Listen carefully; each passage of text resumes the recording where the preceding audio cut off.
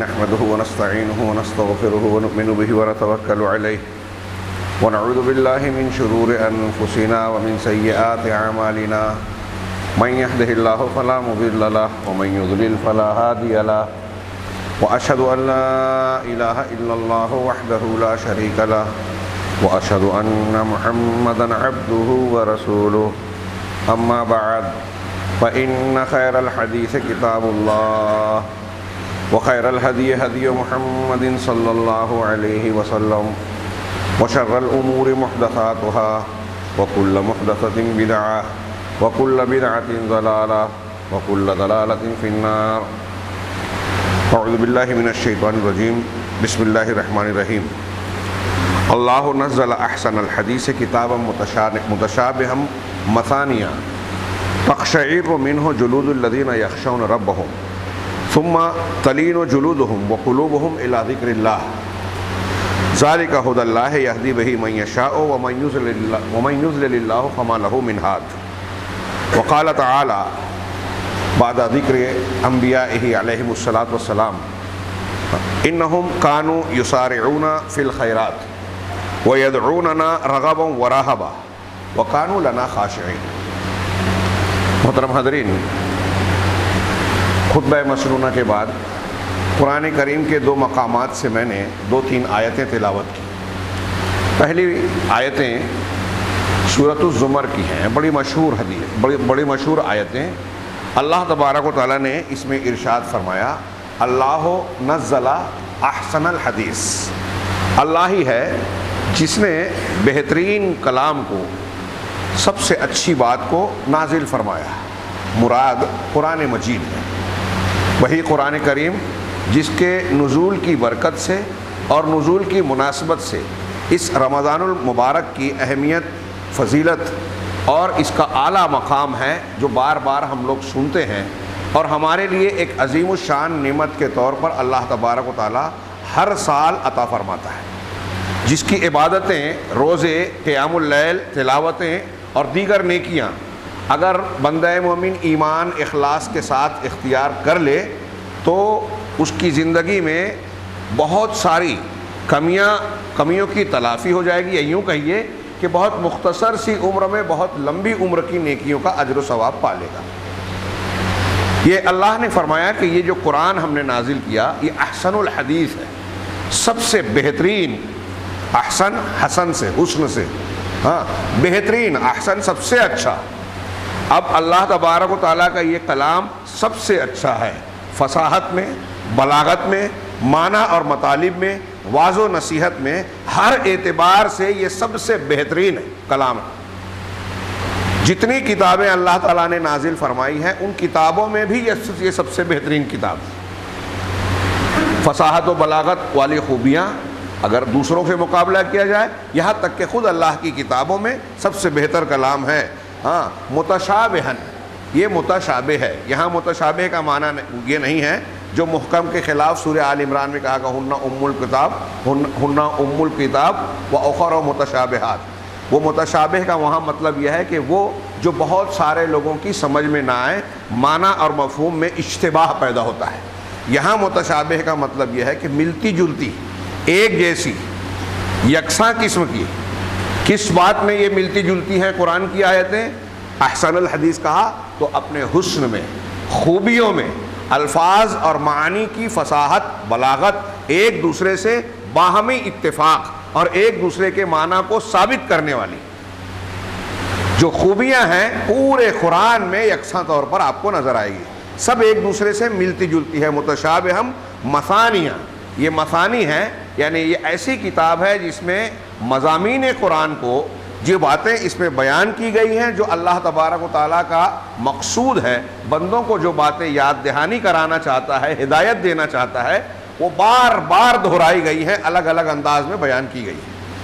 اور جہاں جس بات کو ذکر کیا ہے، کہیں اختصار کے ساتھ، اجمال کے ساتھ، کہیں تفصیل کے ساتھ، ہر جگہ اللہ کا کلام اپنے معنی اور مفہوم کو پورے طریقے سے ادا کرتا ہے.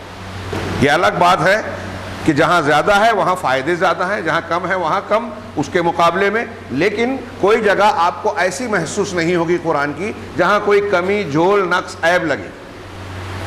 پورا کا پورا قرآن ہدایت ہے، احسن الحدیث حسن اتفاق لیے ہوئے ہے، اور اسے بار بار دہرایا گیا ہے۔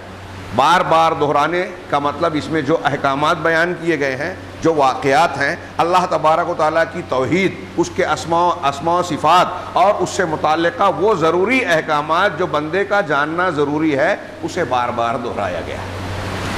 اگر یہ مضامین قرآن میں اللہ تعالیٰ صرف ایک ہی بار بیان کرتا تو اس کا مقصود حاصل نہیں ہوتا، وہ غایت حاصل نہیں ہوتی جو قرآن کا مقصود ہے۔ اللہ تعالیٰ اپنے کلام کو بھی خوب جانتا ہے، اپنے بندوں کی نفسیات اور فطرت کو بھی خوب جانتا ہے، لہٰذا قرآن کو مؤثر بنانے کے لیے، اس ہدایت کو کامل درجے تک پہنچانے کے لیے اللہ تبارک و تعالیٰ نے اسے مثانی بنایا، حسب ضرورت اپنے مضامین کو، ہدایت کی ضرورت کی چیزوں کو اللہ نے بار بار دہرایا ہے۔ مثانیہ کا مطلب یہ ہے۔ اب یہ کتاب کیسی ہے؟ قرآن نے کہا تقشعر منہ جلود الذین یخشون ربہم، یہ وہ کتاب ہے جس سے ان لوگوں کا جو اپنے پروردگار سے ڈرتے ہیں ان کے رونگٹے کھڑے ہو جاتے ہیں۔ تقشعر اقشعرار الجلود، چمڑیوں کا اقشعرار، تھر تھرانا، کانپنا، اقشعرار کا معنی ہمارے ہاں اردو میں ترجمہ کرتے ہیں جو محاورے کے اعتبار سے بالکل بہترین اور اچھا ترجمہ ہے کہ یہ وہ کتاب ہے جس کو پڑھ کر جو اللہ کا خوف دل میں رکھتے ہیں ان کے دل جو ہے ان کے رونگٹے کھڑے ہو جاتے ہیں۔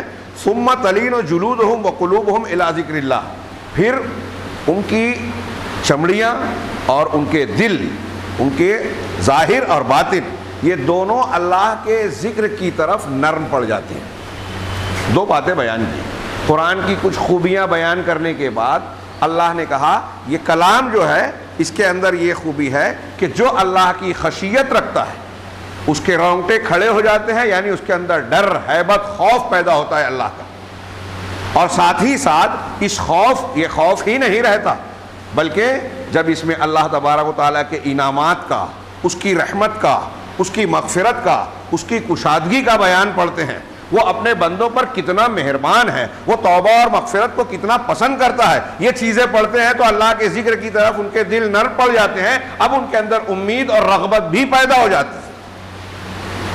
یہ دو باتیں جو اس آیت کے حوالے سے میں نے بیان کی کہ جو خوف اور خشیت رکھتے ہیں وہ اللہ کے کلام سے ان کے رونگٹے کھڑے ہو جاتے ہیں۔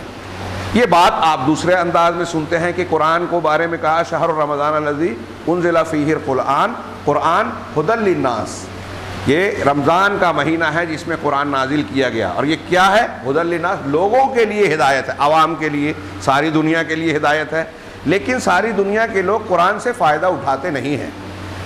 دنیا کو چھوڑیے، جو غیر مسلم دنیا ہے، جو قرآن کو مانتی ہی نہیں، وہ دنیا جو قرآن کو مانتی ہے، ہم اور آپ مسلمان، ہم میں سے کتنے ہیں جن کو قرآن پڑھنے سمجھنے کی فرصت ہی نہیں ہے، اس کی اہمیت کا احساس ہی نہیں ہے۔ جس رب العالمین نے دنیا کی دوسری نعمتیں دی، یہ ایمان، قرآن، رسول کی نعمتیں دے کر یہ کہا کہ یہ سب سے بڑی نعمت ہے، ہم اس کی دی ہوئی دوسری چھوٹی نعمتوں میں اتنا پریشان ہیں کہ سب سے بڑی نعمت کے لیے رغبت اور فرصت ہے ہی نہیں۔ وہی رب العالمین اسی لیے کہتا ہے قرآن کے آغاز میں الف لام میم ذالک الکتاب لا ریب فیہ ھدی للمتقین، یہ کتاب جس میں کوئی شک و شبہ کی گنجائش اور موقع ہی نہیں ہے، ہاں یہ متقیوں کے لیے ہدایت ہے۔ یہاں کہا سورہ بقرہ میں لوگوں کے لیے ہدایت، اور دوسرے پارے میں، اور یہاں ابتدائے سورہ بقرہ میں کہا کہ یہ متقیوں کے لیے ہدایت، دونوں میں کوئی ٹکراؤ نہیں ہے۔ ہدایت سب کے لیے ہے، کھانا سب کی بھوک مٹاتا ہے، لیکن بھوک مٹتی اس کی ہے جو کھاتا ہے۔ قرآن سب کے لیے ہدایت ہے، لیکن فائدہ اس کو دیتا ہے جو اس قرآن کو پڑھتا ہے، سمجھتا ہے، اس کو اپنی زندگی میں نافذ کرتا ہے۔ ایسے ہی یہاں اس آیت میں کہا کہ یہ احسن الحدیث ہے، اس کے مضامین ملتے جلتے ہیں باہم، فصاحت، بلاغت، حسن و خوبی، اتفاق میں، اور یہ بار بار دہرائے گئے ہیں۔ لیکن اس کا اثر کن لوگوں پہ ہوتا ہے؟ جن کے اندر خشیت اور خوف ہوتا ہے، اللہ تبارک و تعالیٰ کا ڈر ہوتا ہے۔ یہ خشیت، لفظ خشیت کا میں نے استعمال کیا، ایک لفظ ہے عربی زبان کا جو اردو میں استعمال ہوتا ہے، یہ دونوں خوف، خوف کے معنی ڈر ہوتے ہیں، خشیت کے معنی بھی ہم ڈر ہی کرتے ہیں۔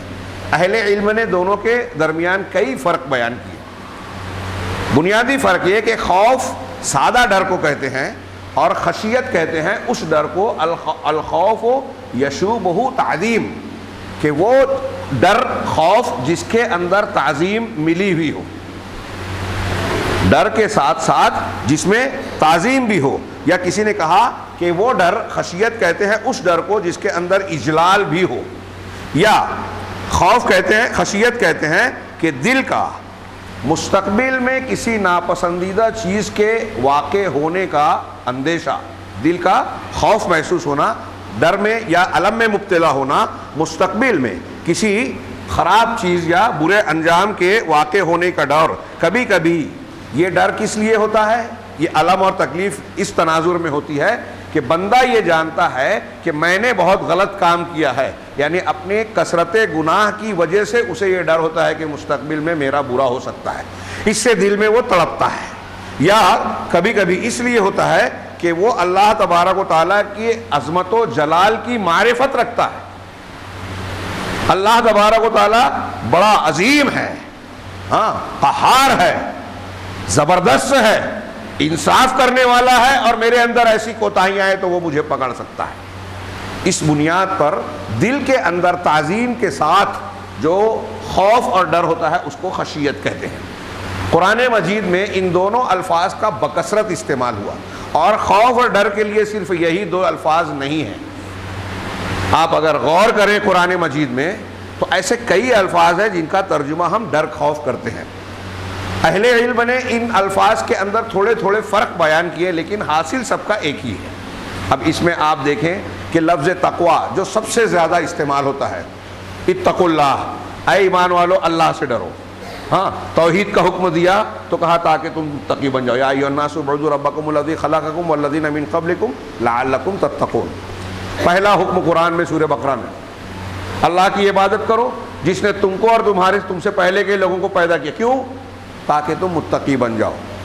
لن ینال اللہ لحومها ولا دماؤها ولکن ینالہ التقوی منکم۔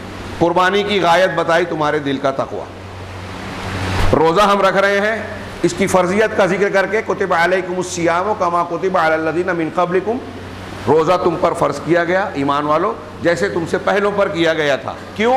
لعلکم تتقون، تاکہ تم اللہ تبارک و تعالیٰ کا تقوی اختیار کرو، ڈر اختیار کرو۔ اس تقوی کا حکم قرآن میں بار بار کیا گیا، اور تقوی کے فوائد بتاتے ہوئے قرآن میں یہ بتایا کہ دنیا اور آخرت کی جو چیزیں ہم چاہتے ہیں، جو ہماری ضرورت ہے، فائدے کی باتیں ہیں، کامیابیاں ہیں، وہ سب تقوی کی بنیاد پہ ملے گی۔ اور اللہ تبارک و تعالیٰ نے اس تقوی کو اختیار کرنے کے لیے، ڈرانے کے لیے خوف، ڈر، خشیت، وجل، ہیبت، ان الفاظ کا استعمال کیا مختلف مقامات پر۔ کبھی اپنی ذات سے ڈرنے کے لیے کہا، یا ایھا الناس اتقوا ربکم، اے ایمان والو اپنے پروردگار کا تقوی اختیار کرو، یہاں ہم کرتے ہیں ڈرو۔ یہاں تک کہ لفظ خشوع جو ہے اس کے معنی تھوڑے سے الگ ہیں، لیکن ڈر کے معنی میں بھی ہے عاجزی، انکساری، تواضع کے ساتھ ساتھ خشوع کا معنی ڈر بھی ہوتا ہے۔ قد افلح المؤمنون الذین هم فی صلاتهم خاشعون، وہ مومن کامیاب ہوئے جو اپنی نمازوں میں خشوع اختیار کرتے ہیں، عاجزی، انکساری، ڈر اللہ کا رکھتے ہیں تعظیم کے ساتھ۔ اگر یہ خشوع نہیں ہے تو ہماری نمازیں بیکار ہیں۔ اللہ تبارک و تعالیٰ کہہ رہا ہے، یا ایھا الناس اتقوا ربکم، اے ایمان والو اللہ سے ڈرو، ان زلزلۃ الساعۃ شیء عظیم، یقیناً قیامت کا زلزلہ بہت بڑی بات ہے۔ اب یہ ڈر پیدا کرنے کے لیے قرآن قیامت کا ایک نقشہ کھینچ رہا ہے سورہ حج کے آغاز میں، یوم ترونھا، جس دن تم اس منظر کو دیکھو گے، عظیم الشان زلزلہ دیکھو گے، تذہل کل مرضعۃ عما ارضعت، تو دیکھو گے کہ ہر دودھ پلانے والی اپنے دودھ پیتے بچے، وہ مرد ہو، انسان ہو، جانور ہو، اپنے دودھ پیچھے بچے سے غافل ہو جائے گی۔ وَتَضَعُ كُلُّ ذَاتِ حَمْلٍ حَمْلَهَا، اور ہر حمل والی مادہ اپنے حمل کو گرا دے گی، ساکت کر دے گی۔ قیامت کا زلزلہ اتنا بھیانک ہوگا۔ دنیا کی مصیبتیں آتی ہیں تو مائیں اپنے بچوں کو سمیٹ کر کوشش کرتی ہیں کہ انہیں بچایا جائے، مصیبت آفت آئے تو مجھ پر آئے، لیکن قیامت کا زلزلہ اتنا ہولناک، اتنا شدید، اتنا بڑا ہوگا کہ مائیں بھی اپنے دودھ پیتے بچے سے غافل ہو جائیں گی، پیٹ کا بچہ گرا دیں گی. وَتَضَعُ كُلُّ ذَاتِ حَمْلٍ حَمْلَهَا وَتَرَى النَّاسَ سُكَارَىٰ، اور تم لوگوں کو مدہوش دیکھو گے، ایسا لگے گا کہ مست ہیں، نشے میں ہیں. وَمَا هُمْ بِسُكَارَىٰ، حالانکہ وہ نشے میں نہیں ہوں گے. وَلَكِنَّ عَذَابَ اللَّهِ شَدِيدٌ، لیکن اللہ کا عذاب بڑا سخت اور شدید ہوگا. یہ عذاب کا حوالہ دے کے ابھی صرف منظر بیان کیا گیا قیامت کا، اور کہا گیا اللہ سے ڈرو. اللہ کی عظمت کو جانو، پہچانو، اس کی پکڑ اور اس کے عذاب کا صحیح عقیدہ اگر ہمارے دل و دماغ میں ہو تو اس کا ڈر اور خشیت ہوگی، تقویٰ ہوگا. اللہ تبارک و تعالیٰ نے کہیں کہا، قرآن کا چیلنج پیش کرنے کے بعد فَإِن لَّمْ تَفْعَلُوا وَلَن تَفْعَلُوا فَاتَّقُوا النَّارَ الَّتِي وَقُودُهَا النَّاسُ وَالْحِجَارَةُ، ڈرو، تقویٰ اختیار کرو، ڈرو، بچو اس آگ سے جس کا ایندھن لوگ اور پتھر ہیں. کون سی آگ؟ جہنم کی. اللہ تبارک و تعالیٰ نے جسے اپنے نافرمان بندوں، اپنی شریعت کی مخالفت کرنے والوں کے لیے تیار کر کے کھا رہے ہو، اللہ کی نعمتوں سے لطف اندوز ہو رہے ہو، لیکن اللہ نے قرآن نازل کیا، اس کے پڑھنے کا موقع نہیں ہے، اس کو سمجھنے کا ٹائم نہیں ہے، قرآن اور حدیث کو ماننے کی آمادگی نہیں ہے، اس لیے کہ دل میں اللہ کا ڈر، اللہ کی نعمتوں اور احسان کا احساس نہیں ہے. اسی احساس کو تازہ کرتا ہے یہ رمضان، یہ عبادتیں. اللہ تبارک و تعالیٰ کے لیے میں نے ابھی ایک جگہ بیان کیا استقبال رمضان میں کہ رمضان اللہ نے ہم کو دیا اس لیے کہ ہم اپنے آپ کو اللہ کے عذاب سے بچا لے لیں. جنت کے دروازے کھول دیے گئے، جہنم کے بند کر دیے گئے، شیطان کو قیدی بنا دیا گیا. روزے فرض کر کے یہ بتایا گیا کہ ایک روزہ آپ رکھتے ہیں تو 70 سال کی مسافت دوری ہو جاتی ہے جہنم اور آپ کے بیچ میں. قیام اللیل کرتے ہیں، رمضان کے دن کے روزے رکھتے ہیں تو اللہ نے وعدہ کیا کہ ایمان اور احتساب کے ساتھ روزہ ہو، ایمان اور احتساب کے ساتھ تہجد تراویح ہو تو پچھلے گناہ معاف. ساری مصیبتوں کی جڑ گناہ ہی تو ہے.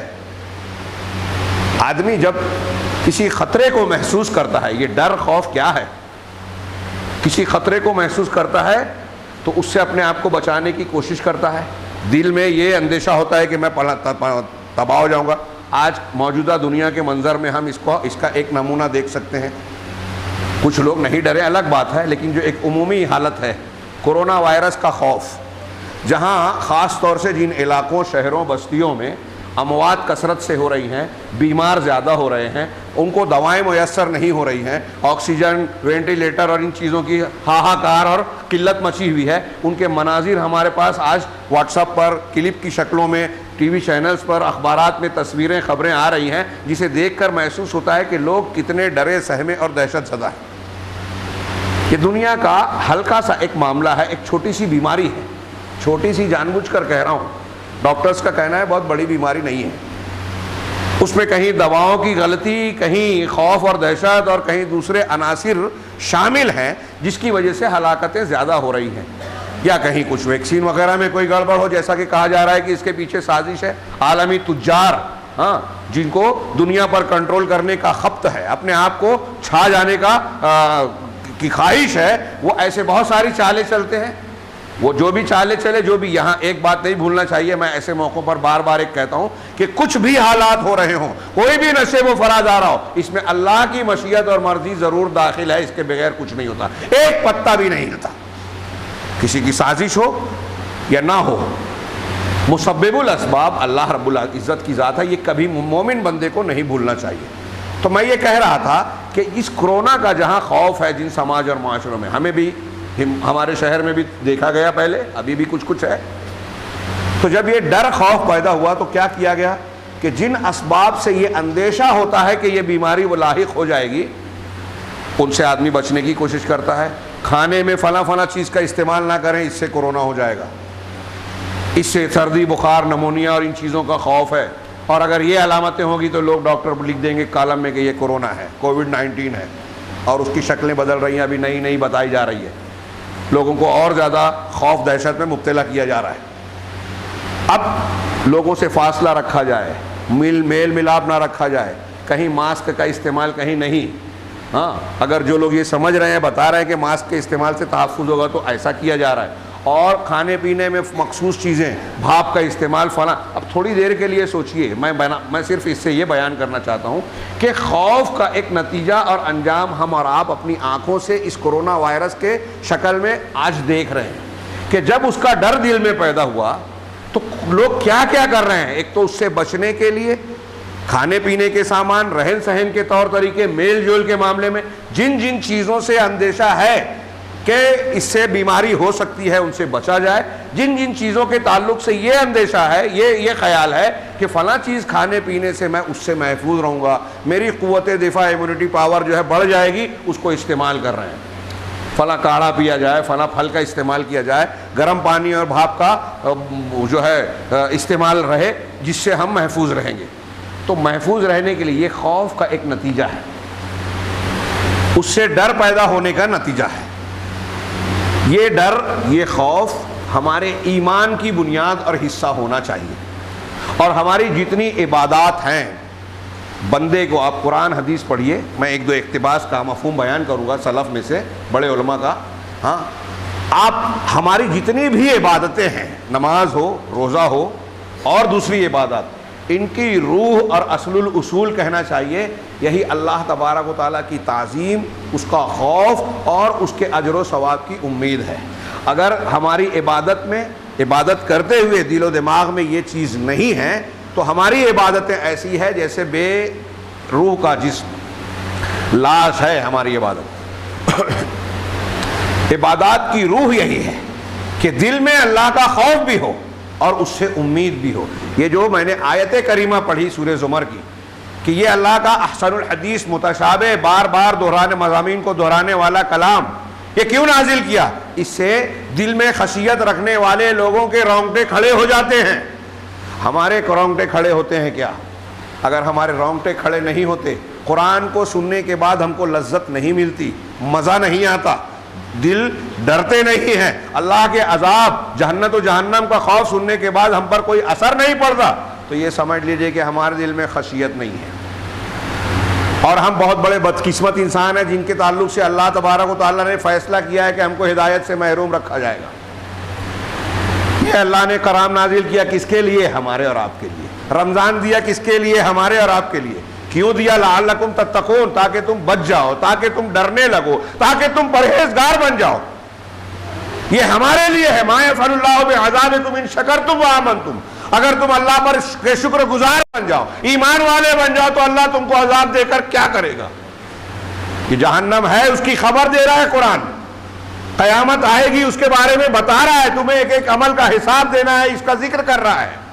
ان سب کا حاصل یہ ہے کہ اس کا ڈر پیدا ہو. اور اس ڈر کا تقاضا یہ ہے کہ ہم اللہ تعالیٰ کی ناپسندیدہ چیزوں کو ترک کر دیں. یہاں میں دو اقتباس آپ کے سامنے پیش کرنا چاہتا ہوں. ایک علامہ ابن حجر العسقلانی اور ایک علامہ ابن رجب حنبلی. وہ کہتے ہیں، علامہ ابن رجب الحنبلی کہتے ہیں کہ اللہ تبارک و تعالیٰ نے ساری مخلوقات کو، بندوں کو پیدا کیا. کیوں پیدا کیا؟ لِيَعْرِفُوهُ وَيَعْبُدُوهُ وَيَخَافُوهُ وَيَهَابُوهُ. ہاں، تاکہ اللہ تبارک و تعالیٰ کی معرفت حاصل کریں، وَيَعْبُدُوهُ، اس کی عبادت کریں، ہاں، اور اس سے خشیت اور خوف رکھیں، وَيَخْشَوْهُ وَيَخَافُوهُ، اللہ سے ڈریں، اس کی خشیت اختیار کریں.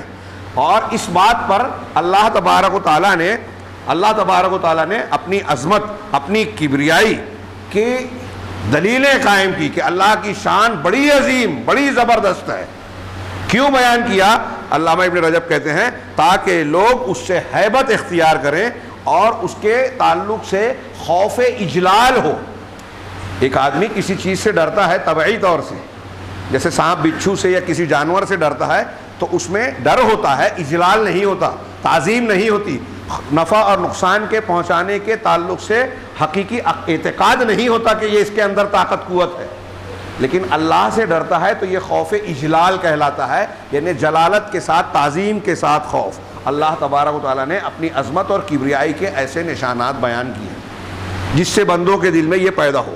اب ان کی ایک ایک باتوں کی اگر دلیل میں بیان کروں قرآن اور حدیث میں، اور ہمیں پڑھنا اور جاننا چاہیے اللہ کی عظمت، اس کی کبریائی، اس کی تعظیم کے کیا حقوق ہیں. اللہ ناراض ہو جائے تو کیا معاملہ ہو سکتا ہے.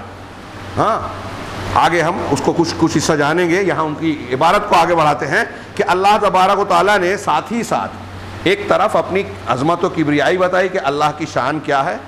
میں صرف ایک آیت کی طرف اشارہ کروں جو بار بار آپ کے سامنے دہرا چکا ہوں اور آپ سنتے پڑھتے ہیں کہ وَالْأَرْضُ جَمِيعًا قَبْضَتُهُ يَوْمَ الْقِيَامَةِ، قیامت کے دن ساری زمین اللہ کی مٹھی میں ہوگی.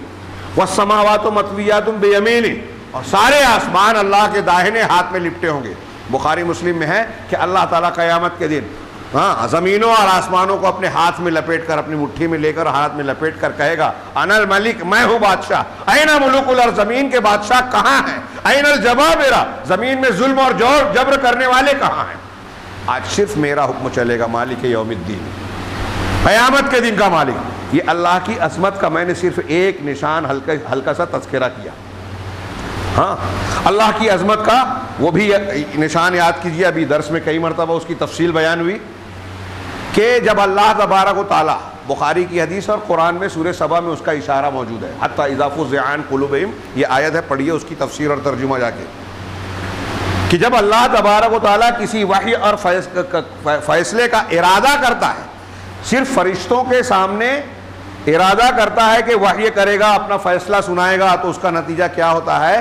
عرش ہلنے لگتا ہے ہیبت سے، اور عرش پورے آسمان لرزنے لگتے ہیں. فرشتے خوف زدہ ہوتے ہیں، اپنے پروں کو زمین پر مارتے ہیں، اوپر سے لے کے 7ویں آسمان سے لے کے پہلے آسمان تک ایک زنجیر سی بنتی ہے، اور سارے کے سارے فرشتے بشمول جبریل علیہ السلام بے ہوش ہو جاتے ہیں. کب؟ صرف اللہ تعالیٰ اپنے فیصلے کو سنانے کا ذکر کرتا ہے، ارادہ کرتا ہے، تو فرشتے بے ہوش ہو گئے، آسمان لرزنے لگا، دہلنے لگا، کانپنے لگا، ارتعاش آ جاتا ہے. یہ قرآن حدیث، صحیح حدیث بیان کر رہی ہے. یہ اللہ کی عظمت کا اندازہ لگائیے. فرشتوں کا، فرشتوں میں کوئی برائی خامی ہوتی ہے؟ معصوم ہے نا. ان کی ہیبت کا عالم یہ ہے. تو کوئی کائنات میں کوئی ہستی، کوئی بزرگ ایسے ہو سکتے ہیں کہ اللہ تبارک و تعالیٰ کسی بندے کو کوئی چیز نہ دینا چاہتا ہو، جہنم میں ڈالنا چاہتا ہو، تو وہ کھڑا ہو گئے، نہیں نہیں وہ میرا محبوب ہے، تو جہنم میں مت ڈال اللہ. ایسا بولے گا کوئی؟ کسی کی ہمت اور جرت ہوگی جو ایسا کہتا ہے؟ اس قسم کے الٹے سیدھے واقعات بیان کرتا ہے، وہ اللہ تبارک و تعالیٰ کی قدر نہیں پہچانتا. وما قدر اللہ حق قدر، اللہ کی تعظیم اور قدر جانے ہی نہیں. اگر جانتے تو دل میں دہشت ہوتی، فرشتوں کی طرح، انبیاء کی طرح. یہ انبیاء کرام کی بھی ایک صفت بیان کی جو میں نے دوسری آیت پڑھی تھی سورہ انبیاء کی، انشاءاللہ اس پر بعد میں.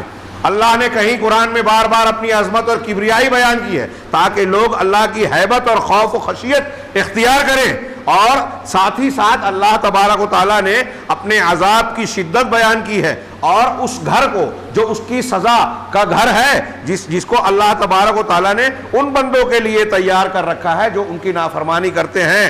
ہاں، وَوَصَفَ شِدَّةَ لَهُمْ، کہ جو نافرمانی کرتے ہیں، تاکہ لوگ اس سے نیک اعمال کو اختیار کر کے اس عذاب سے بچیں. اور اللہ تبارک و تعالیٰ نے اپنی کلام مجید میں اسی لیے جہنم کے بیان کو بار بار پیش کیا، جہنم کے بیان کو، اور اس میں جو عذاب و نکال، عذاب اور شدت تیار کر رکھی ہیں. پھر جہنم میں جو چیزیں موجود اور مہیا کی ہیں، زقوم ہے، زری کانٹے دار درخت ہے، حمیم کھولتا ہوا پانی ہے، سلاسل زنجیریں ہیں، اور اغلال، ان تمام کا بیان بھی قرآن میں بار بار کیا. کیوں کیا؟ اللہ تبارک و تعالیٰ کیوں بیان کرتا ہے کہ جہنم ایسی ایسی ہے، اس کی آگ اتنی بھیانک ہے، جہنمی جو ہوں گے ان کا بچھونا بھی آگ ہے، ان کا اوڑھنا بھی آگ ہے. ہاں، ان کا ٹینٹ آگ کا ہوگا، آگ کے گولے اوپر سے بھی ہوں گے زلل صاحبان، اور نیچے سے بھی زلل ہوں گے. ان کے لیے آگ کا کپڑا ہوگا، آگ کا گندھک کا کپڑا ہوگا، آگ ان کے چہروں کو جھلسا رہی ہوگی، ان کے منہ کی ہڈیاں باہر ہو جائے گی. وہم فیہا کالحون، اس آگ سے وہ کبھی غائب نہیں ہو سکیں گے. ایسا بھی نہیں ہوگا کہ جہنم میں جلتے جلتے جلنے کی عادت پڑ جائے، قوت برداشت بڑھ جائے گی، بلکہ کلما نضجت جلودہم بدلناہم جلودا غیرہا، جب بھی ان کی کھالیں چمڑیاں جھلس جائے گی، ہم نئی چمڑیاں پیدا کر دیں لیذوقوا العذاب، تاکہ وہ عذاب کا مزہ چکھیں. یہ چمڑیاں نہیں ہوگی بہت موٹی موٹی. اللہ ہمیں محفوظ رکھے. گناہ گار جتنا گنہگار ہوگا اس اعتبار سے اس کی چمڑیاں 70 گز موٹی، 80 گز موٹی، 90 گز موٹی. یہ حدیثوں میں یہ مضمون موجود ہے. یہ جہنم کا عذاب، وہاں کے کھانے پینے. ہاں یشویل کیا ہے، وَإِن يَسْتَغُوثُوا يُغَاثُوا بِمَاءٍ كَالْمُهْلِ، اگر وہ پانی مانگیں گے تو پانی کیسا دیا جائے گا؟ کالمہل. ہاں مہل کا دو ترجمہ کرتے ہیں، تیل کی تلچھٹ جو انتہائی کھولتی ہوئی نیچے کی طرف ہوتی ہے، ایک یہ کہ پگھلا ہوا تانبا. تو پانی جو دیا جائے گا وہ پگھلے ہوئے تانبے کی طرح ہوگی. سورہ ابراہیم کی آیت پچھلے جمعہ میں بیان ہوئی، درس میں بھی آئی تھی. سدید وَيُسْقَى مِن مَاءٍ سدید، پیپ کا پانی پلایا جائے گا انتہائی کھولتا. یتجرعہ، بڑی مشکل سے گھونٹ بنا کر ڈالے گا. ولا یکاد یسیغہ، لیکن یہ اس کو سیراب نہیں کر سکے گی. حدیثوں میں ہے کہ اگر منہ میں پانی وہ ڈال بھی لے گا، سورہ حج میں جو مضمون بیان کیا، تو اندر سے پیٹ کے اندر کے جو آلائش اور اعضاء ہیں وہ کٹ کر پاخانے کے راستے سے باہر نکلے گی. سورہ حج میں کہا یصب من فوق رؤوسہم الحمیم، اس کے اوپر کھولتا ہوا پانی بہایا جائے گا سر کے اوپر سے. یُسْحَرُ بِهِ مَا فِي بُطُونِهِمْ وَالْجُلُودُ، جس سے اس کی چمڑیاں اور اس کے پیٹ کے اندر کی ساری چیزیں گل جائے گی، کٹ کر باہر نکل جائے گی. اب ایسا ہونے کے بعد موت نہیں آئے گی. سورہ ابراہیم میں کہا وَيَأْتِيهِ الْمَوْتُ مِنْ كُلِّ مَكَانٍ، ہر طرف سے، اوپر نیچے دائیں بائیں نہیں، جسم کے ہر طرف سے، اطراف سے، بال سے، روے سے، ایک مسام سے موت اس کو آئے گی. وما ہوا بمیت، لیکن وہ مرے گا نہیں. کیسی بھیانک. اللہ تبارک و علامہ ابن رجب اسی کی طرف اشارہ کر رہے ہیں کہ اللہ تعالیٰ نے قرآن مجید میں بار بار جہنم کا ذکر کیا. کیوں کیا؟ جہنم ہے، یہ کوئی کہانی نہیں ہے، حقیقت ہے، ہمارے عقیدے کا حصہ ہے. اور اللہ تبارک و تعالیٰ اس سے بار بار ہم کو ڈرا رہا ہے. ہم آنکھیں بند کر لیں، نہ سنیں، بھول جائیں، یہ ہماری کوتاہی غفلت ہے. اللہ تبارک و تعالیٰ اس جہنم میں موجود جو بہت ساری ہولناکیاں ہیں، عذاب ہیں، آگ کی شدت ہے، جس کو اللہ کے رسول نے کہا دنیا کی آگ کی طرح نہیں. 70 گنا زیادہ آگ میں سے ایک حصہ ہے جو دنیا میں ہے. اس سے 69 گنا زیادہ آگ جہنم کی شدید ہے، ڈامر سے زیادہ کالی ہے. وہاں بندہ موت کو پکارے گا، موت نہیں آئے گی. وہاں کے کھانے، وہاں کی زنجیریں اور دوسرے عذاب، ان کا ہم تصور نہیں کر سکتے. بار بار ایسا نہیں ہوگا کہ جہنم کی آگ ٹھنڈی پڑ جائے تو کمزور ہو جائے گی. کلما خبت زدناہم سعیرا، جب بھی آگ کچھ ہلکی ہوگی ہم اس کو اور بھڑکا دیں گے، اس کی لپٹ کو اور زیادہ کر دیں گے. ادھر لپٹ زیادہ ہوگی، ادھر جہنم میں جہنمیوں کی چمڑیاں روز ہر مرتبہ جھلس جانے کے بعد نہیں پہنائی جائے گی، تاکہ فلا یخفف عنہم العذاب، کہ عذاب میں ان کے تخفیف نہیں ہوگی بلکہ اضافہ ہوتا رہے گا. میں نے پچھلے ہفتے بیان کیا سورہ نبا کی آیت، فذوقوا فلن نزیدکم الا عذابا، چکھو، تمہارے عذاب کے علاوہ اور کسی چیز کا ہم اضافہ نہیں کریں گے، اللہ نے کہا. تو بعض سلف نے یہ بیان کیا کہ قرآن میں جہنم کی شدت اور ڈراؤنی بات بیان کرنے میں اس سے زیادہ سخت آیت مجھے نہیں لگتی کہ اللہ تعالیٰ اس میں یہ کہہ رہا ہے کہ شدید عذاب کے ساتھ ساتھ روز بروز گھٹے گا نہیں، عذاب بڑھتا جائے گا. علامہ ابن رجب کہتے ہیں کہ اللہ تبارک و تعالیٰ نے ایسی اور بھی بہت ساری عظیم باتیں، ہولناکیاں بیان کی ہیں، اور اپنے بندوں کو اس بات کی دعوت دی ہے ان چیزوں کو بیان کر کے کہ اس چیز سے خشیت اور ڈر اختیار کریں اپنے دل کے اندر، اور ان چیز کی طرف اب لپکیں، اس کی تعمیل کریں جس کا اللہ نے حکم دیا ہے. جن کو اللہ محبوب اور پسند کرتا ہے وہ کام کریں جو اللہ کے پسندیدہ ہیں، ان کاموں سے بچیں جن کو اللہ تعالیٰ ناپسند کرتا ہے، جن کو شریعت میں بتایا ہے کہ یہ ناجائز ہے، حرام ہے، اللہ تو ناپسند ہے، اللہ ان سے منع کرتا ہے. آگے وہ کہتے ہیں کہ ممن اب جو شخص اللہ تعالیٰ کی اس کتاب کریم کو جو رمضان میں نازل ہوئی، احسن الحدیث متشابہن مثانیہ تقشعر منہ جلود الذین یخشون ربہم، یہ جو ہم نے پڑھا اللہ کی کتاب کی یہ عظیم الشان جو حیثیت بار بار دہرائی جا رہی ہے. اب جو اس کتاب پر غور کرے گا اور اپنے عقل و فکر کو اس میں گھمائے گا تو پائے گا اس کے اندر بڑی عجیب و غریب باتیں پائے گا. اسی طرح اللہ کے نبی صلی اللہ علیہ وسلم کی سنت صحیحہ کو بھی، جو اس قرآن کی تفسیر کرنے والی اور کتاب کے معانی کو بیان کرنے والی ہیں.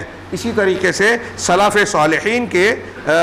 صالحین میں جو اہل علم اور اہل ایمان ہیں، صحابہ اور ان کی متابعت کرنے والے، احسان کے ساتھ ان کی متابعت کرنے والے، جو ان چیزوں پر غور کرے گا تو وہ قوم کے حالات، صحابہ، تابعین اور نیک لوگوں کے حالات سے بخوبی واقف ہوگا اور ان کو معلوم ہوگا کہ وہ لوگ کس درجہ خوف، خشیت اور عاجزی اور انکساری کے مقام پر تھے، اور یہی وہ چیز ہے، یہی وہ صفت تھی جس نے ان کو ترقی دے کر اعلیٰ ترین مقام تک پہنچا دیا جو اللہ تبارک و تعالیٰ کی نزدیکیوں کے معاملات تھے۔ ہاں، اسی بنیاد پر ان کے اندر یہ صفت پیدا ہوئی، اسی خوف اور خشیت کی بنیاد پر کہ وہ اطاعت کے کاموں میں خوب محنت کرتے تھے اور چھوٹی سے چھوٹی ناپسندیدہ اور اللہ کو ناراض کرنے والے اعمال سے اپنے آپ کو بچاتے تھے۔ یہ خوف اور خشیت، حرام بات تو دور کی بات ہے، بندے کے دل میں جس درجہ اللہ کا خوف ہوگا اس اعتبار سے وہ اپنے آپ کو گناہوں سے، ناپسندیدہ کاموں سے، بلکہ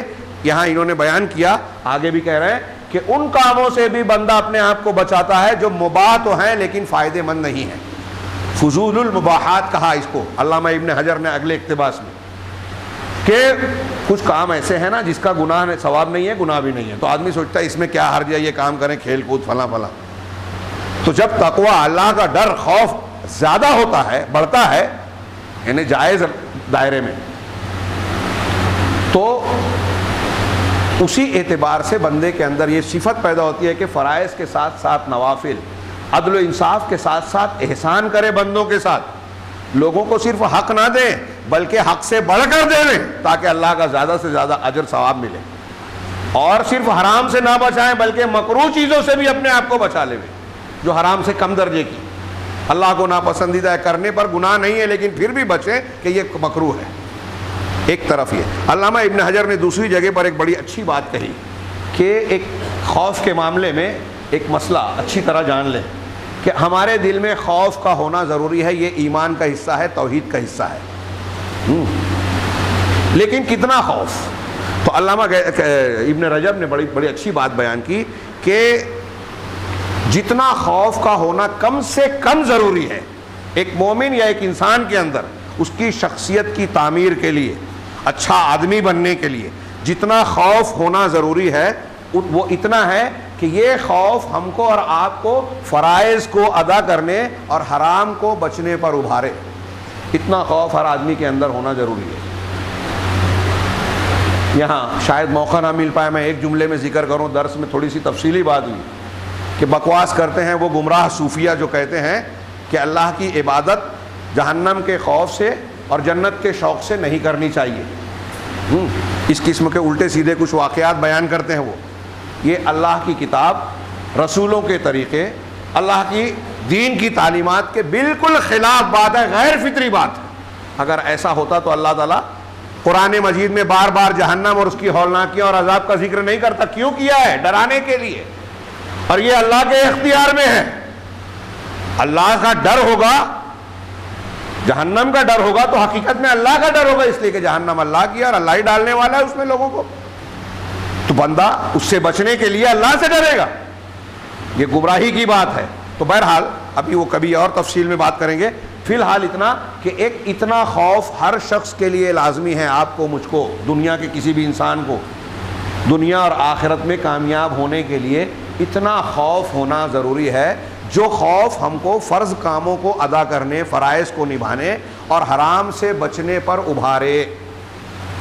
یہی خوف اصلی ہے۔ آپ بولتے ہیں میں اللہ سے ڈرتا ہوں، لیکن ڈر والا کوئی اثر آپ پر نہیں ہے تو آپ جھوٹ بولتے ہیں، دل میں ہے ہی نہیں، منہ پر ہے صرف۔ اور ایسے آج بہت سارے ہیں، میں اللہ کے سوا کسی سے نہیں ڈرتا، لیکن سیٹھ صاحب سے، بڑے لوگوں سے ہر جگہ قدم قدم پر ڈرتا ہے، اور اللہ کا دین آتا ہے تو بعد میں معافی مانگ لوں گا، حرام بھی کھا لو، سود بھی لے لو، جھوٹی قسم بھی کھا لو، جھوٹ بول دو، کون دیکھ رہا ہے؟ یہ جو ہم روزہ رکھتے ہیں نا، اس کا مقصد بھی یہی ڈر اور مراقبہ پیدا کرنا ہے۔ اسی لیے اللہ کے رسول نے کہا جو جھوٹ بولنا اور جھوٹ پر عمل کرنا نہیں چھوڑتا، وَلَّمْ يَدَعْ قَوْلَ الزُّورِ وَالْعَمَلَ بِهِ، ایک حدیث ہے لمبی تشریح کہ جھوٹ اور جھوٹ پر عمل، دنیا میں جتنی بھی برائیاں ہیں نا، یہ دو جملے میں آ جائے گی کہ آپ جو بھی گناہ کرتے ہیں وہ جھوٹ کی کوئی نہ کوئی شکل ہے یا جھوٹ پر عمل کی شکل ہے، جو یہ نہ چھوڑے فَلَيْسَ لِلَّهِ حَاجَةٌ فِي أَن يَدَعَ طَعَامَهُ وَشَرَابَهُ، بخاری کی حدیث ہے۔ تو اللہ کو کوئی ضرورت نہیں ہے کہ تم اپنا کھانا پینا چھوڑو، جو آدمی ایسا نہ کرے اللہ کو ضرورت نہیں ہے کہ وہ اپنا کھانا پینا چھوڑے۔ مقصد یہ نہیں ہے کہ آپ روزہ چھوڑنے لگے، یہ اجازت مل رہی ہے، نہیں، مقصد یہ ہے کہ جب روزہ رکھیں تو روزے کے تقاضے، جس کو ہم اتقائے صیام کہتے ہیں، وہ اپنے اندر پیدا کریں، اور وہ یہی ڈر ہے۔ اللہ تبارک و تعالیٰ کی نگرانی کا مضبوط احساس. یہ جتنا زیادہ مضبوط ہوگا بندہ اپنی بندگی میں اتنا اونچا ہوگا, اتنا اعلیٰ درجے کا نیک انسان بنے گا. تو کم سے کم اتنا ڈر اللہ کا دل میں ہونا چاہیے جس سے بندہ فرائض کی ادائیگی کرے اور حرام سے بچ جائے. اب اگر اس مقدار سے دل میں خوف اور خشیت زیادہ ہوتی ہے اور اتنی مقدار میں ہو جاتی ہے کہ یہ خوف اور خشیت بندے کو اللہ تبارک و تعالیٰ کی خوب اطاعت میں, نفل عبادات اور مستحبات کو انجام دینے میں بھی کمر کسنے پر ابھار دیوے. یہاں جو لفظ استعمال کیا تشمیر, اس کا ترجمہ ہوگا کمر کسنا.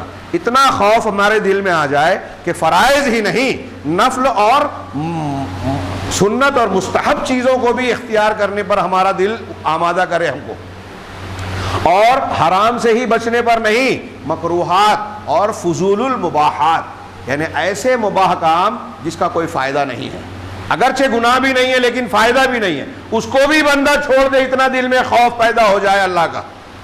تو کہہ رہے ہیں, علامہ کہہ رہے ہیں, اور ساتھ ہی ساتھ کہ فضول المباحات میں تبسط اختیار کرنے سے بھی روک دے. کانا ذالک فضلا محمودن, تو ایسا خوف محمود ہوگا, یہ فضیلت والا قابل تعریف عمل ہوگا, خوف ہوگا. لیکن اگر اس سے بھی زیادہ خوف ہو جائے, خوف کی ایک ناجائز اور ناپسندیدہ شکل بھی ہے اللہ سے, وہ جو آگے آخر میں یہ بیان کر رہے ہیں کہ اگر اس سے بھی زیادہ خوف ہو جائے جس کی وجہ سے آدمی کے اندر بیماری آ جائے, موت واقع ہو جائے, یا ایسا لازمی غم اور فکر میں انسان مبتلا ہو جائے کہ وہ محنت اور کوشش کرنے سے, نیکیاں کرنے سے اپنے آپ کو روک لے, اللہ تبارک و تعالیٰ کی ذات سے نا امید ہو جائے, اور ان فضیلت کے کاموں کو ترک کر دے جو اللہ تعالیٰ کی پسندیدہ کام ہے, تو ایسا خوف محمود نہیں ہوگا بلکہ مذموم اور برا ہوگا. یعنی آپ اللہ سے اتنا ڈر جائے کہ میں تو اتنا گنہگار ہوں, اب کیا نیکیاں کروں, جہنم میں جانا ہے اور گناہ کرتے ہیں. ہمارے مالک میں بولتے ہیں جہاں 56 وہاں 56. جب اتنی غلطیاں ہو گئی ہیں تو اور گناہ کر لے, یہ تصور پیدا ہو جائے اگر خوف سے, تو ایسا خوف ناپسندیدہ ہے. یہ اللہ تبارک و تعالیٰ کی ذات سے نا امیدی پیدا کرتا ہے, مایوسی پیدا کرتا ہے, اور ایسا خوف جو انسان کو مایوس بنا دے وہ ناجائز ہے. یا عبادی الذین اسرفوا علی انفسہم, اللہ نے کہا اے میرے وہ بندو جنہوں نے اپنے آپ پر اسراف کیا ہے, لا تقنطوا من رحمت اللہ, اللہ کی رحمت سے مایوس ہو جاؤ, مایوس نہ ہو جاؤ. ان اللہ یغفر الذنوب جميعا, اللہ تمام گناہوں کو معاف کر دے گا. اللہ نے اس بندے کو بھی معاف کیا جس نے 99 کے بعد غلط فتویٰ دینے والے کو مار کر 100 قتل کر دیا تھا, اس کی بھی بخشش کر دی. اور خشیت کی یہ جو میں نے بحث شروع کی, اس کے میرے ہاتھ میں کئی آیتیں اور حدیثیں اللہ کے ڈر اور خشیت کی فضیلت میں ہیں. وہ کئی حدیثیں ہیں جس میں یہ ہے حسن درجے کی, کچھ صحیح درجے کی, کہ وہ آنکھ جہنم میں نہیں جائے گی جو اللہ کی خشیت سے بہہ پڑے, اللہ کے ڈر سے جس سے آنسو بہہ جائے. 7 لوگ قیامت کے دن اللہ کے سائے میں ہوں. بہت مرتبہ آپ نے یہ حدیث سنی ہے بخاری مسلم کی, جب اللہ کے عرش کے سائے کے علاوہ کوئی سایہ نہیں ہوگا تو اس وقت 7 قسم کے لوگ ہوں گے جو اس سائے میں ہوں گے, عرش کے سائے میں.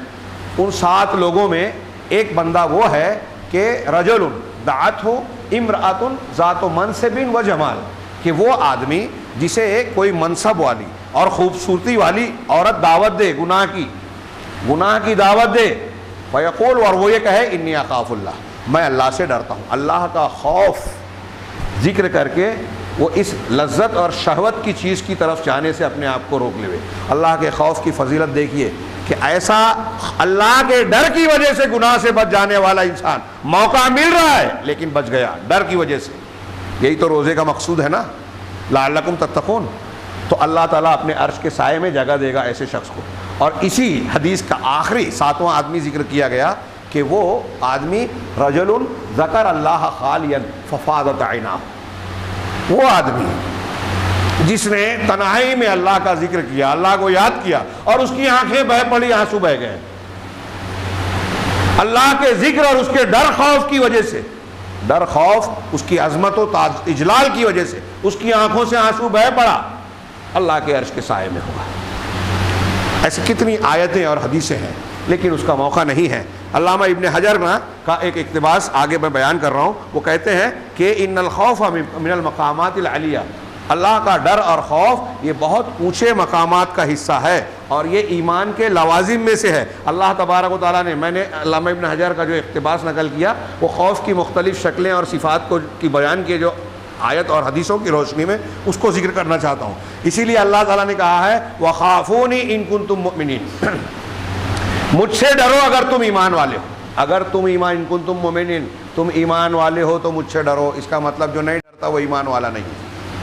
جس کے دل میں اللہ کا ڈر نہیں ہے وہ ایمان والا نہیں ہے۔ اور اللہ کا ڈر جیسا ہونا چاہیے ویسا کسی اور سے آدمی ڈرتا ہے کہ وہ ناراض ہو جائے تو ہماری روزی روٹی بند ہو جائے گی، ہماری زندگی کا ناطقہ بند ہو جائے گا، حق بات کہیں گے تو ہم جی نہیں پائیں گے اس لیے نہیں بولتے، جھوٹ بول رہے ہیں، کفر کر رہے ہیں، شرک کر رہے ہیں، ناحق میں ساتھ دے رہے ہیں غلط لوگوں کا ڈر ہے، اللہ کا نہیں، تو یہ شرک ہوگا۔ اللہ کا جیسا ڈر ہونا چاہیے کسی اور سے ہوا تو یہ شرک ہوگا۔ تو علامہ ابن حجر کہتے ہیں کہ اللہ نے یہ حکم دیا کہ مجھ سے ڈرو اگر تم مومن ہو۔ ہاں، اس آیت سے پہلے کا ٹکڑا ہے کہ شیاطین اپنے دوستوں کو ڈراتے ہیں، ان شیاطین کیا ہے، اپنے اولیاء کو ڈراتے ہیں، ان سے مت ڈرو، مجھ سے ڈرو اگر تم مومن ہو۔ دوسری آیت کا نقل کیا فَلَا تَخْشَوُا النَّاسَ وَاخْشَوْنِي، سورہ مائدہ میں اللہ نے فرمایا لوگوں سے مت ڈرو، مجھ سے ڈرو، لوگوں سے مت ڈرو۔ آج ایک ایک آیت پر اپنے آپ کو رکھے، دوسروں کو نہیں، مولانا اس کو بول رہے ہیں اس کو نہیں، اپنے آپ کو بول رہا ہوں، میں تذکیر کر رہا ہوں، ان نصیحتوں اور باتوں میں اپنے آپ کو شامل کر رہا ہوں۔ اور آپ بھی اپنے آپ کو پر غور کریں، ہم لوگوں سے زیادہ ڈرتے ہیں یا اللہ سے ڈرتے ہیں؟ لوگوں کے ڈر کی وجہ سے ہمارے کاروبار ہوتے ہیں، لوگ یہ کہیں گے اس لیے ایسا نہ کرو، لوگ ایسا بولیں گے اس لیے ایسا نہ کرو۔ ہمارے گھروں میں ہمارے اندر کتنی باتیں ایسی ہوتی ہیں، لیکن ہم یہ سوچتے ہیں کہ اللہ ناراض ہوگا اس لیے ایسا مت کرو۔ جس دن یہ بات آ گئی نا ہمارے اندر ایک ایک کام کے معاملے میں، کہ اکیلے ہوں، مجلس میں ہوں، دوستوں کے ساتھ ہوں، گھر میں ہوں، بیوی کے ساتھ تنہائی میں، وہ کام نہیں کریں گے جو اللہ کو ناراض کرتا ہے۔ جس دن یہ بات آ گئی ہماری شخصیت اچھی شخصیت، ایمان والی شخصیت، اعلیٰ درجے کی شخصیت بن جائے گی، ہمارے دل میں تقویٰ مانا جائے گا، اللہ کا مطلوبہ جو ہے جوہر ہمارے اندر آ جائے گا۔ اسی طرح اللہ تعالیٰ کا فرمان ہے انما یخشی اللہ من عبادہ العلماء، اللہ سے اس کے عالم بندے ہی ڈرتے ہیں۔ کچھ لوگوں نے کہا کہ خوف عام لوگوں میں ہوتی ہے، ہاں، جس کے اندر جتنا ڈر ہوتا ہے، علم ہوتا ہے، علم کے اعتبار سے جو ڈر آتا ہے وہ خشیت کہلاتی ہے۔ اسی لیے اللہ نے علماء کے لیے کہا۔ اور ایک بات اہم کہ بعض جمادات کے لیے بھی کہا، لیکن وہ انسان جو کافر ہے، جو مشرک ہے، یا اپنے آپ کو مسلمان کہتا ہے لیکن دل میں اللہ کا ڈر نہیں ہے، وہ ان جمادات اور پتھروں سے بھی گیا گزرا ہے جن کے بارے میں اللہ نے کہا وَإِنَّ مِنَ الْحِجَارَةِ لَمَا يَتَفَجَّرُ مِنْهُ الْأَنْهَارُ وَإِنَّ مِنْهَا لَمَا يَهْبِطُ مِنْ خَشْيَةِ اللَّهِ، بعض پتھر ایسے ہیں جو اللہ کے ڈر اور خشیت سے گر پڑتے ہیں۔ پتھروں میں بھی اللہ کی خشیت اور ڈر ہے، تو وہ انسان کتنا بدنصیب ہے جو اس جوہر سے محروم ہے۔ تو اللہ تعالیٰ کہہ رہا ہے اللہ سے اس کے عالم بندے ہی ڈرتے ہیں۔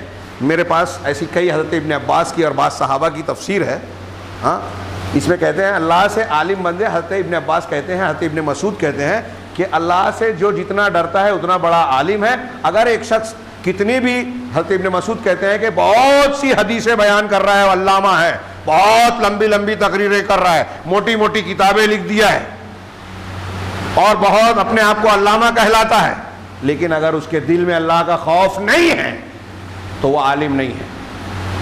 ابن مسعود رضی اللہ تعالیٰ عنہ کہتے ہیں، ان کا قول ابن ابی دنیا نے نقل کیا اور در منصور میں امام سیوطی نے، کہ علم جو ہے کثرت روایت اور کثرت حدیث سے نہیں ہوتا بلکہ اللہ کے ڈر سے آتا ہے۔ اور یہی آیت پیش کی انما یخشی اللہ من عبادہ العلماء، اللہ سے اس کے عالم بندے ہی ڈرتے ہیں۔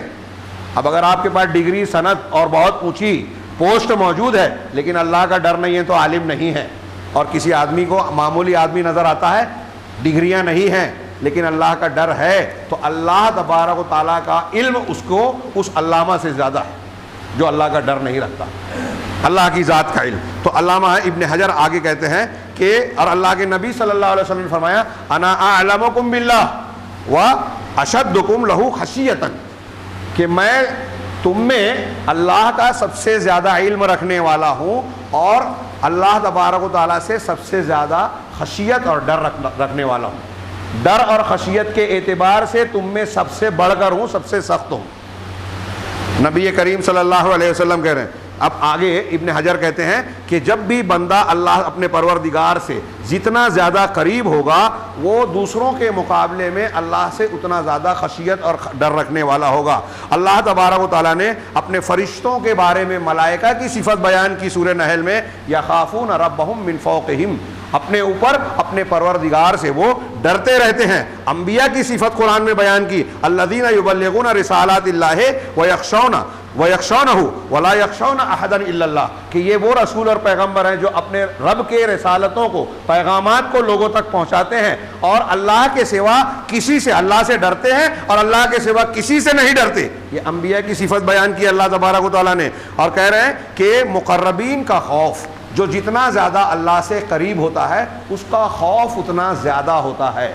اب تقرب رکھنے والوں کو، اس لیے کہ میں اپنے الفاظ میں ان کی بات کو بیان کروں، اس لیے کہ جس کا درجہ جتنا زیادہ ہوتا ہے اس پر اللہ تبارک و تعالیٰ کا حق اور اللہ تبارک و تعالیٰ کی پکڑ اور اس سے مطالبہ دوسروں کے مقابلے میں زیادہ ہوتا ہے۔ اسی لیے آپ دیکھیں گے کہ انبیاء کرام کو زیادہ بڑی آزمائشوں میں مبتلا کیا گیا، اور اس لیے علامہ ابن حجر کہتے ہیں کہ جو اونچے درجے کے لوگ ہیں ان کا ڈر یہ بھی ہوتا ہے۔ ڈر کی کئی وجہ ہوتی ہے، ایک یہ کہ ہمارا اونچا درجہ نسبتاً کم نہ ہو جائے، ہم سے یہ درجہ، یہ جو ہم کو جو مقام دیا گیا ہے یہ چھین نہ لیا جائے اور ہمارا مقام جو ہے نیچے نہ ہو جائے، اس لیے کہ اللہ تبارک و تعالیٰ نے، اب آگے انہوں نے کہا کہ کوئی آدمی نیک ہے پھر بھی ڈرتا ہے، کیوں؟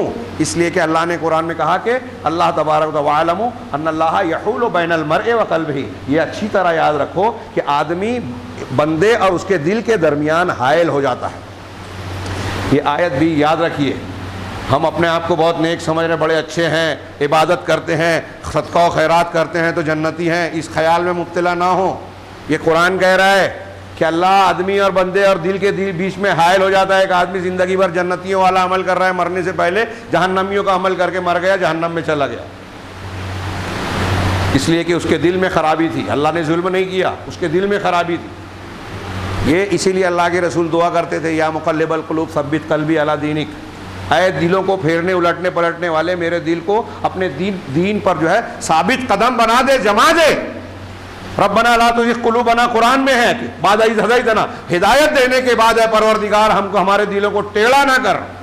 اس دعا کی ہم کو، آپ کو ضرورت ہے۔ ہر نماز میں نیک سے نیک انسان اس کو دعا کرنی ہے، اہدنا الصراط المستقیم، صراط مستقیم پر قائم رکھ۔ اس کی ضرورت علامہ ابن تیمیہ نے کہا ہر بندے کو ہے۔ تو علامہ ابن حجر کہتے ہیں کہ مقربین بھی ڈرتے ہیں، کم درجے کے لوگ بھی ڈرتے ہیں۔ خیر اب اس تفصیل کو چھوڑتا ہوں کہ جس کی جیسی معرفت ہوگی، اور اگر کوئی گنہگار آدمی ہے تو اس کو یہ ڈر رہتا ہے کہ میں گنہگار ہوں تو اللہ تبارک و تعالیٰ پکڑ لے گا، کہیں اللہ تبارک، نیک آدمی ہوں یا گنہگار ہوں تب یہ ڈر رہتا ہے بندے کو کہ کہیں اللہ تعالیٰ، یہ ڈر رہتا ہے کہ ان لوگوں میں جن کی اللہ بخشش کرنے والا ہے ان کے زمرے سے مجھے باہر نہ کر دے، میں ان بدقسمت لوگوں میں نہ ہو جاؤں۔ مجھے یہ ڈر ہونا چاہیے ہر آدمی کو جن کو اللہ تعالیٰ معاف نہیں کرے گا۔ ہاں، قرآن میں جو آیت آئی ہے یؤتون ما آتوا وقلوبہم وجلہ، کہ یہ مومن بندے جو اللہ نے ان کو عطا کیا ہے وہ خرچ کرتے ہیں اور ان کے دل ڈرتے رہتے ہیں، اللہ تعالیٰ سے ڈرتے رہتے ہیں۔ حضرت عائشہ صدیقہ نے پوچھا کہ اللہ کے رسول، یہ کیا چوری زنا کرنے والے مومنوں کی بات ہے کہ ایمان والے ہیں لیکن چوری کر لی، زنا کر لیا، گناہ کر لیا اور ڈرتے؟ کہا ہے لا یا بنت صدیق، اے صدیق کی بیٹی، وہ لوگ مراد نہیں ہیں، یہ وہ مومنین مراد ہے جو اللہ سے ڈرتے رہتے ہیں، جو قرآن نے کہا جو صدقہ کرتے ہیں، نماز پڑھتے ہیں، نیکیاں کرتے ہیں، روزے رکھتے ہیں، لیکن اللہ تعالیٰ سے ڈرتے رہتے ہیں کہ کہیں ان کی یہ نیکیاں رد نہ ہو جائے، اللہ تعالیٰ ان کو قبول نہ کرے، ایسا نہ ہو جائے۔ امام حسن بصری اس حدیث کو نقل کرنے کے بعد کہتے ہیں کہ یہ مومن ہے جو نیکیاں کرنے کے بعد بھی ڈرتا ہے، اور منافق ہے جو گناہ کر کے مطمئن رہتا ہے، ارے میں تو مسلمان ہوں، اہل حدیث ہوں، مجھ کو تو جنت میں جانا ہے۔ یہ منافق ہے جو گناہ کر کے مطمئن ہے، بے خوف ہے اللہ سے۔ مومن ہوا ہے جو نیکیاں کر کے بھی اللہ سے ڈرتا رہتا ہے۔ یہ دیکھیے انبیاء کرام، میں بات بہت وقت زیادہ ہو گیا، ہاں یہ چند نصوص یا بعض اشارے کر دوں اور بات کو ختم کروں۔ انبیاء کرام کی صفت بتاتے ہوئے اللہ تبارک و تعالیٰ نے کہا انہم کانوا، سورہ انبیاء میں بہت سارے متعدد انبیاء کا، پھر حضرت زکریا اور ان کے خاندان کا ذکر کیا، اور اس کے بعد اللہ تعالیٰ کہتا ہے انہم کانوا یسارعون فی الخیرات، یہ وہ لوگ ہیں جو نیکیوں کے بارے میں جلدی کرتے تھے۔ نیک لوگوں کی، نبیوں کی کیا صفت ہے؟ نیکی کا کام ہے تو جلدی کرو، ہم کیا ہے بعد میں کریں گے، حج بڑھاپے میں کریں گے، ابھی گناہ کر لو بعد میں توبہ کریں گے۔ اب جب آپ کی گناہ کی عادت پڑی رہے گی تو توبہ کی توفیق سے، خوف کا ایک ابن حجر نے یہ بھی بتایا کہ بندہ اس سے بھی ڈرتا ہے کہ کہیں اللہ تعالیٰ مجھ سے توبہ کی توفیق کو چھین بھی نہ لے۔ توبہ کتنی اہمیت کی حامل اور کتنی ضروری چیز ہے، اللہ کو کتنی پسند ہے، انشاءاللہ ہم رمضان کے آخری جمعہ میں، اگلے جمعہ میں انشاءاللہ اس کو سنیں گے۔ لیکن اس سے محروم نہ ہو جائے، تو یہ لوگ نیکیوں میں جلدی کرتے تھے، ہم لوگ نیکیوں کو ٹالتے رہے، بعد میں کر لیں گے۔ کانوا یسارعون فی الخیرات ویدعوننا رغبا ورہبا، نیکیوں میں جلدی کرتے ہیں اس کے تقاضوں کے ساتھ۔ جب کوئی نیکی کا موقع مل گیا تو موقع کو ہاتھ سے گنواتے نہیں۔ ابھی رمضان ملا ہے تو بندے سوچتے ہیں کہ آئندہ رمضان ملے نہ ملے، اس میں جتنی نیکی کر سکتے ہیں کریں، صرف روزہ رکھنا نہیں بلکہ روزہ افطار کروانا ہے، ایک روزہ افطار کروائے ایک روزے کا ثواب مل گیا۔ یہ عرب لوگ اسی لیے جو کھجوریں بیچتے ہیں تقسیم کرتے ہیں کہ ہم ایک رمضان میں ہزاروں روزے کا ثواب لے لیں، افطار کروا کے کھانا کھلا کے روزے داروں کو۔ اس میں اللہ کے رسول سخی ہو جاتے تھے، تو اپنی دولت کو خرچ کرنے کا اس سے بہترین موسم رمضان کے علاوہ ہے ہی نہیں۔ اب اس کا یہ مطلب نہیں کہ اسی مہینے میں زکوٰۃ دی جائے اور رمضان کے بعد لوگوں کے گھر میں فاقہ ہو رہا ہے کوئی پوچھنے والا نہیں، پورے سال خیرات کی جائے لیکن رمضان میں بڑھ چڑھ کر کیے جائے، اس میں قرآن سے تعلق ہو، اور آخر میں جیسے جیسے دن بڑھتا جائے ہماری عبادت بڑھنی چاہیے، جیسے رسول اللہ صلی اللہ علیہ وسلم کا طریقہ تھا۔ ہمارے یہاں یہ ہے کہ رمضان کے شروع میں جوش ہے اور پھر آخر میں عید کی تیاری، بازار اور میلہ ٹھیلا اور عبادات میں سناٹا۔ یہ الٹا کام ہے، اللہ کے رسول اور صحابہ کرام کے طریقے کے بالکل برخلاف ہے۔ آپ روز روز عبادت بڑھاتے جاتے تھے، آخری عشرے میں اعتکاف کر لیتے تھے کیونکہ آخری عشرے میں لیلۃ القدر ہے۔ اب ہمارے ہاں شیطان نے شب برات منوا دی تو لیلۃ القدر جو قرآن حدیث سے ثابت ہے اس کی اہمیت ختم کر دی۔ شیعوں کی بنائی ہوئی رات میں ہم جشن مناتے ہیں، محنت کرتے ہیں، بدعتی رات، اور جو قرآن حدیث سے، جس نے قرآن نے کہا ہے کہ ایک رات میں 1000 مہینے سے زیادہ اجر و ثواب، اس میں ہم غفلت سے سو رہے ہیں، عید کی تیاری کر رہے ہیں، آخرت اور جنت کمانے والے موسم میں دنیا کمانے کے چکر میں لگے ہیں۔ ہماری خواتین، مائیں بہنیں بھی اور مرد بھی، کچھ بیچنے میں کچھ خریدنے میں، اور اس میں جھوٹ بولتے ہیں، نہ جانے کیا کیا کرتے ہیں۔ ہاں، تو اللہ تعالیٰ نے انبیاء کی صفت بتائی وَيَدْعُونَنَا رَغَبًا وَرَهْبًا، یہ انبیاء ہم کو پکارتے ہیں، دعا کرتے ہیں رغبت کے ساتھ، امید کے ساتھ، رہبا ڈر کے ساتھ۔ کس کی صفت بتا رہا ہے؟ یہ انبیاء کرام کی، جو دنیا کے سب سے اعلیٰ لوگ ہیں۔ وہ صوفی لوگوں کی باتیں صحیح ہوگی کیا جو کہتے ہیں کہ اللہ کے ڈر اور خوف سے، جنت کے شوق سے اور جہنم کے خوف سے اللہ کی عبادت نہیں کرنی چاہیے؟ گمراہی ہے یہ تصوف ہمارے ہاں جو پھیلا ہوا ہے نا، کتنی بڑی بھی داڑھی، جبہ کبا، اس کے بہت ماننے والے، بہت مرید ہیں، اس سے دھوکہ مت کھائیے گا۔ بار بار یہ بات میں کہہ رہا ہوں اس لیے کہ یہ گمراہی ہمارے گرد و پیش میں بڑی تیزی سے پھیل رہی ہے۔ یہ گمراہی ہے، اس میں شرک ہے، کفر ہے، اللہ تبارک و تعالیٰ کی دین کی مخالفت ہے۔ تصوف وجود میں آیا اسلام کے خلاف سازش کے طور پہ، اس میں شیعہ اور دوسرے بہت سارے لوگ شریک تھے اس مذہب کو بنانے میں۔ اس میں جو بیعت کی جاتی ہے وہ بدعتی بیعت ہے۔ یہ اللہ تعالیٰ انبیاء کی صفت بتا رہا ہے، یعنی انبیاء کو بھی شوق اور خوف دونوں ہوتا تھا۔ شوق، رغبت، امید اللہ کے اجر و ثواب کی، جنت کی، خوف اللہ کی غضب، اس کی پکڑ، اس کے عذاب کی۔ اس کے ساتھ وہ ہم سے دعا کرتے تھے۔ اہل علم نے یہاں بھی لکھا ہے، میں نے پہلا جمعہ کا خطبہ رمضان کا دیا تھا دعا پر، کہ دعا کے قبول ہونے کی بھی یہ شرائط بھی ہیں کہ آپ زیادہ سے زیادہ نیکیاں کریں، اللہ کا خوف رکھیں، اللہ کے اجر و ثواب کی امید رکھیں۔ اور آخری صفت جو انبیاء کی بتائی، وَقَانُوا لَنَا خَاشِعِينَ، کہ یہ انبیاء ہمارے سامنے عاجزی اختیار کرنے والے، خشوع اختیار کرنے والے تھے۔ یہاں خشوع کی تشریح کرتے ہوئے امام حسن بصری نے کہا کہ یہاں مطلب ہے الخوف الدائم فی القلب، کہ دل کے اندر ہمیشہ کا خوف رکھنا۔ انما یخشی اللہ من عبادہ العلماء کی تفسیر میں میں نے کچھ جملے نقل کیے، چند اقوال۔ حضرت عمر بن خطاب رضی اللہ تعالیٰ عنہ کہتے ہیں، آخل اخوانہ علی قدر التقوی، اپنے بھائیوں سے بھائی چارہ اختیار کرو تقوی کی بنیاد پر۔ پھر وہ کئی جملہ کہنے کے بعد آخر میں کہتے ہیں، وشاور فی امرک الذین یخشون اللہ عز وجل، تم اپنے معاملات میں، کاموں میں مشورہ اس آدمی سے کرو، جو ان لوگوں سے کرو جو اللہ کی خشیت رکھتے ہیں۔ بہت اہم بات ہے ہماری زندگی میں، آج ہم نے اس کو چھوڑ دیا ہے۔ آج ہم لوگ کن لوگوں سے مشورہ کرتے ہیں؟ علماء سے۔ علماء میں جو اللہ کا ڈر رکھنے والے نیک علماء ہیں ان کو نہیں، ان کو تو ہم بدنام کر دیتے ہیں۔ ہمارے دل میں پسند آتا ہے ایک سیاسی لیڈر ہے، دنیا دار ہے، دنیا کے کاموں میں جو ہے چال بازیاں کرتا ہے، الٹی سیدھی حرکتیں کرتا ہے، تو ہم کو لگتا ہے یہ چالاک ہے۔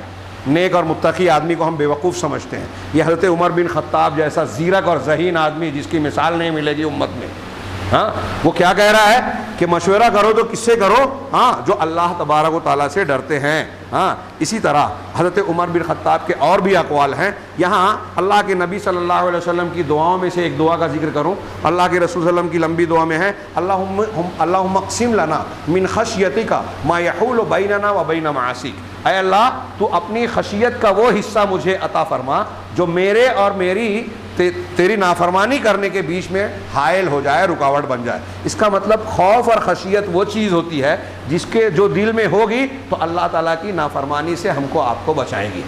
اللہ کے رسول صلی اللہ علیہ وسلم اپنی دعا میں یہ بات مانگ رہے ہیں کہ مجھے ایسی خشیت دے جس سے میں تیری نافرمانی سے رک جاؤں۔ اسی طرح ایک لمبی دعا میں اللہ کے رسول کا یہ جملہ بھی ہے اللہم واسألک خشیتک فی الغیب والشہادہ۔ اے اللہ، میں تجھ سے تیری خشیت حاضر میں اور غیب میں تیری خشیت کو مانگتا ہوں۔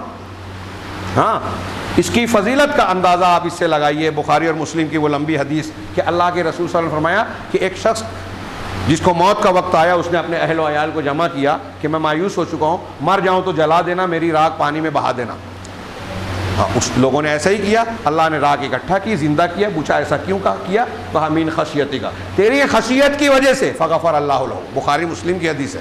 اللہ نے اس کے اس وجہ سے اس کی بخشش کر دی، اللہ کے ڈر سے اس نے ایسا کیا تھا۔ آپ دیکھیے اللہ کے رسول صلی اللہ علیہ وسلم نماز استسقاء کے لیے جا رہے ہیں، استسقاء کی نماز پڑھنے، گناہوں سے معافی مانگ رہے ہیں، پھٹے حال جا رہے ہیں کہ ہم کو اپنے گناہوں سے معافی مانگنی چاہیے۔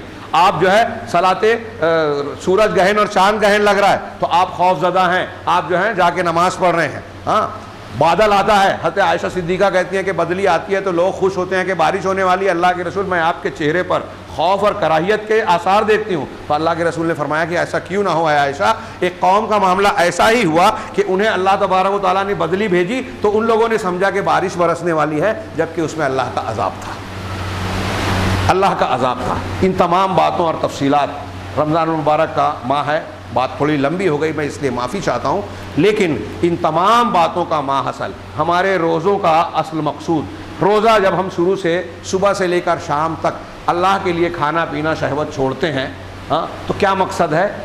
اللہ کی عبادت۔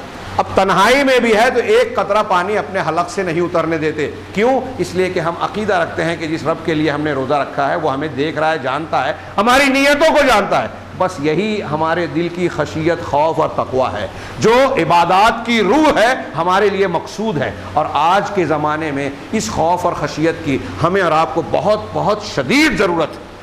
میں نے مثال دی، کورونا کا خوف آیا تو لوگ کیا کیا کر رہے ہیں؟